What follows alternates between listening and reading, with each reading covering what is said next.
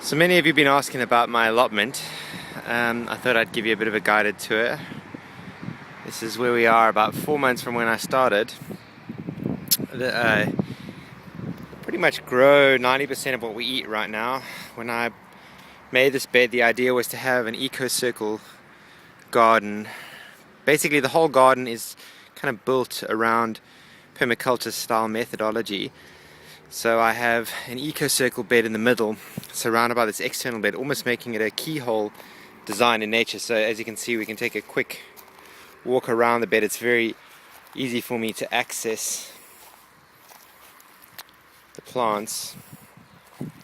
I actually split it up into quadrants. So you can see over here. So these are actually, there's a couple celeries. You can see there's a celery there and a celery there.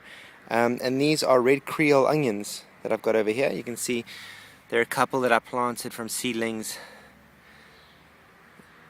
which have been kind of germinated for quite a while. And these little guys over here are all seedlings. If I pull one out, you can see they're kind of forming young onions. So the idea is that I've over planted here, but I'm thinning out, and as I'm thinning out, I'm kind of using them as salad onions. This is a button, well actually a marrow rather.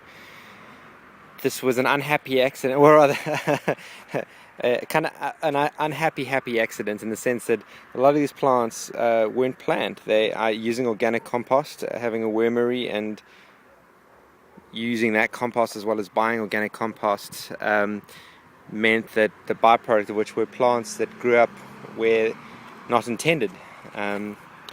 Marrows being one of them, and as you see over there, we'll get to them as well. We've got tomatoes as well. So this quadrant basically is celery and onions. The next quadrant kind of ends here. I actually have just planted baby seedlings over now, lettuce seedlings over here. I've actually gone through the lettuces. These lettuces, as you can see, are actually bolting, making them very bitter to eat. So they're going to be coming out soon, but I've actually replanted with 1 or 2 seedlings in here. It's just been a sweltering 2 days, so not having water here and bringing in buckets of water has made things somewhat complicated. You can see I bring in about 50 liters of water, since there's no water on this allotment, which every day or two at the moment I've had to bring in almost every day because the weather's over 30 degrees Celsius. You may wonder what these bottles are. Some of you have asked in the past from photographs. I actually water with them. It's a very water-wise method of growing plants by having these bottles. They're perforated on the inside, so by filling these bottles up, and there's one every couple of feet, it allows me to feed the water to the plant's roots directly, saving 70% of the water that I would use regularly that would just run off on topsoil. Those are leeks between my Swiss chard. And there's a little butternut growing here in the shade. So it's lovely. I'm a big kind of advocate for jungle style gardening, letting things kind of fall the way they do.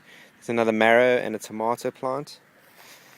So this quadrant was kind of lettuces interplanted with spinach. As I said, there are a few leeks in there as well. These are giant Fordic spinaches. I mean, a single leaf almost does a stir fry. They're massive. Can't really get the scale here. These tomatoes, as I said, were kind of wild. They kind of grew up here. This quadrant is actually, you can see some of the tomatoes seem to be kind of a variety of them as well. There's some large ones over here as well. This actually is a carrot bed, but these have grown up in between it. But we can see the tops of the carrots. They're still growing, but I'll try and get in here and see if we can find one. 1 or 2. There we go. So there you have fresh carrots, allotment style. So I've been thinning these as well and eating them as we go. So there's a few carrots. The great thing about growing your own food is that you can basically eat it as and when, as opposed to buying it and letting it go off. Here is another marrow. I've actually got a marrow on the plant at the moment. Otherwise, too many of you known as courgette abroad.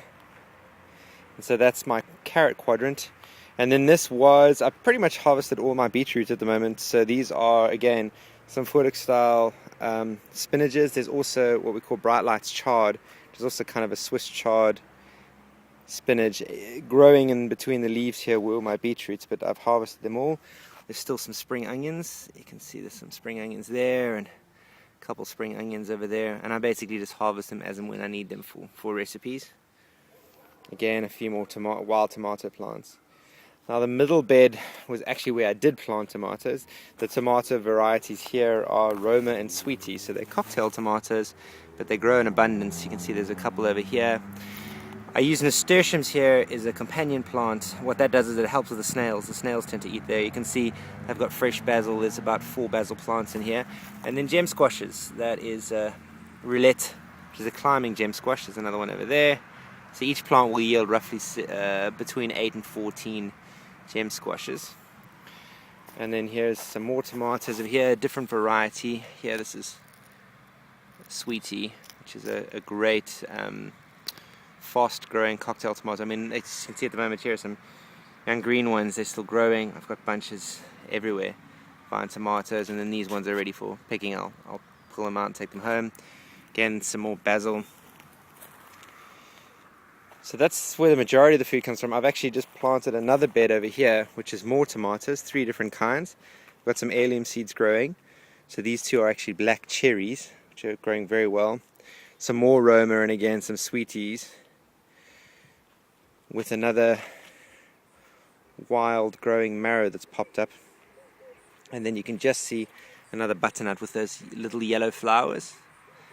That's a butternut that's growing in here. In between here we can see a climbing bean as well. It's just kind of popping through. And then another effective way of growing, if you don't have a lot of space, is actually using car tires just down the road. I'm actually in a suburban area. You might hear from all the cars, but I go and get these old strip tires from a tire dealership and use them to cultivate. So basically what these are little baby radishes. You might recognize that. That is an eggplant or an aubergine to some of you. In the middle, still a young seedling. And these, would you believe it, are actually potatoes. So the idea being, this is only 2 tires higher now. We want to get to 5 tires, and the theory is 2 to 3 potato plants and 5 tires should give you 7 bags, or 10 kilo bags, about 70 kilograms of potatoes. They're growing really well at the moment. So there you have it. That's my allotment garden.